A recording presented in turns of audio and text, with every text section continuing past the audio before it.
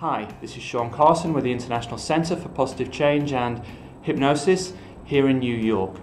And I'm going to speak to you today about a comment that we got on one of our YouTube videos. And this was a video on using the swish for dating, to use the swish pattern to give you a sense of confidence if you have to approach and speak to somebody for the first time. So it could be if you go into a bar and you want to go up and speak to a girl or a boy.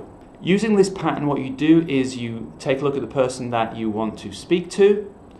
You imagine somebody, it could be your future self, your totally confident self. It could be somebody else, somebody who you admire in that context, and you imagine a picture of them. You shrink that picture down until it's the size of a postage stamp, and you put it on the forehead of the person that you want to speak to. So if you wanted to speak to me, you would imagine a picture of your ideal self on my forehead, and then in your imagination you would imagine that picture swishing out between me and you so that you could step into that ideal you as you step forward to speak to me. And we had a question from a gentleman called Tim who had used this technique, and he had imagined James Bond as somebody who he admired in that context, perhaps because of his self-confidence, his self-assurance, his wit, his ability to read the other person. Whatever it might be, that was the person he picked. And he went into a bar, he saw a girl he would like to speak to, he imagined James Bond, a picture of James Bond on her forehead, the picture whooshed out, and he found himself actually attracted to James Bond. This brings up two really important principles of NLP, not specifically about the swish, but nevertheless two very important points. The first one is that no pattern works for everybody all the time.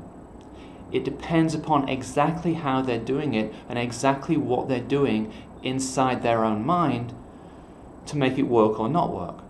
And in Tim's case, we don't really have enough information to know exactly what Tim was doing to make him actually feel attracted to James Bond. So we need more information about Tim's process to find out exactly where the pattern had broken down. But we're going to suggest some ideas, and this brings us to the second important point. Any human experience is made up of different parts.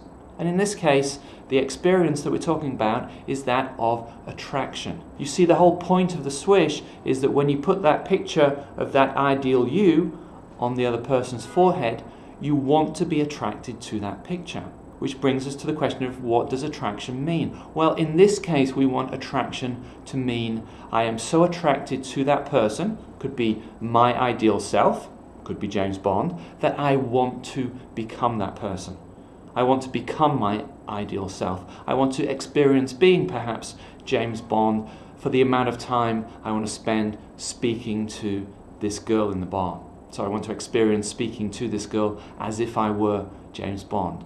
That's the sort of attraction that we're talking about. In Tim's case, he had a different type of attraction, and that's perfectly okay. You can, of course, buy a boxed set of 007 films and take that home and watch those. However, for Tim to experience the swish in a way that's more effective for Tim, what he would need to do is to pick another exemplar, pick another picture, and perhaps in Tim's case, it should be a picture of Tim as he wants to be, Tim's ideal self. Place that on the forehead of the girl, have that picture swish out, and step into his own ideal self. So we hope this was helpful. We hope this gave some ideas as to how you can change patterns in NLP. They're not fixed, they don't work the same way for everybody, and there has to be flexibility in their application. So once again, this is Shawn Carson. That's all we have time for. Have a fantastic day.